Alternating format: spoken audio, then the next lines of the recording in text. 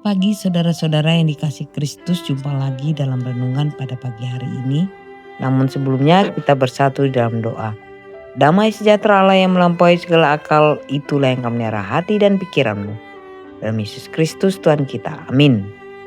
Firman Tuhan pada pagi hari ini tertulis dalam 3 Yohanes 1 ayat 4. Bagiku tidak ada sukacita yang lebih besar daripada mendengar bahwa anak-anakku hidup dalam kebenaran.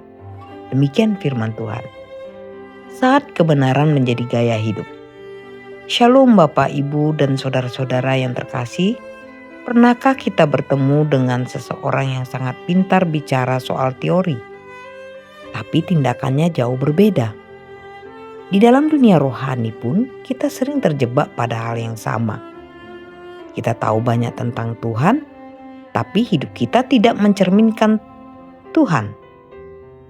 Mari kita lihat pesan Rasul Yohanes dalam 3 Yohanes 1 ayat 4. Bagiku tidak ada sukacita yang lebih besar daripada mendengar bahwa anak-anakku hidup dalam kebenaran. Rasul Yohanes tidak mengatakan, aku senang kalian hafal banyak ayat. Dia berkata, aku bersukacita karena kalian hidup dalam kebenaran. Ada perbedaan besar antara tahu kebenaran dan hidup dalam kebenaran. Pengetahuan hanya berhenti di kepala. Kita bisa tahu bahwa mengampuni itu baik.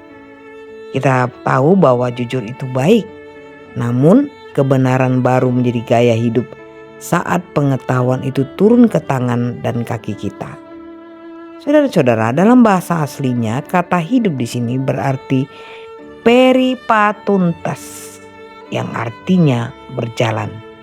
Ini berarti kebenaran itu bukan sesuatu yang diam, melainkan sesuatu yang bergerak dalam keseharian kita.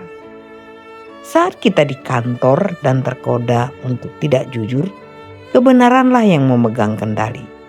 Saat kita di rumah dan emosi memuncak, kebenaranlah yang menjaga lisan kita. Inilah yang disebut gaya hidup.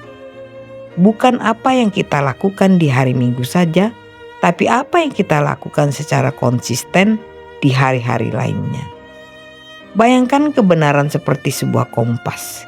Jika kompas hanya disimpan di saku tanpa pernah dilihat saat melangkah, kita akan tetap tersesat meski kita membawa kompas yang paling mahal sekalipun. Yohanes sangat bersukacita melihat jemaatnya menghidupi kebenaran karena dia tahu satu hal, gaya hidup jauh lebih kuat daripada kata-kata. Dunia tidak akan bertobat hanya karena mendengar khotbah kita, tapi dunia akan tersentuh saat melihat integritas hidup kita. Orang di sekitar kita, anak-anak kita, rekan kerja kita, mereka sedang membaca hidup kita lebih sering daripada mereka membaca Alkitab.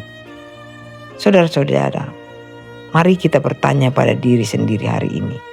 Apakah kekristenan kita baru sebatas wawasan atau sudah menjadi nafas hidup?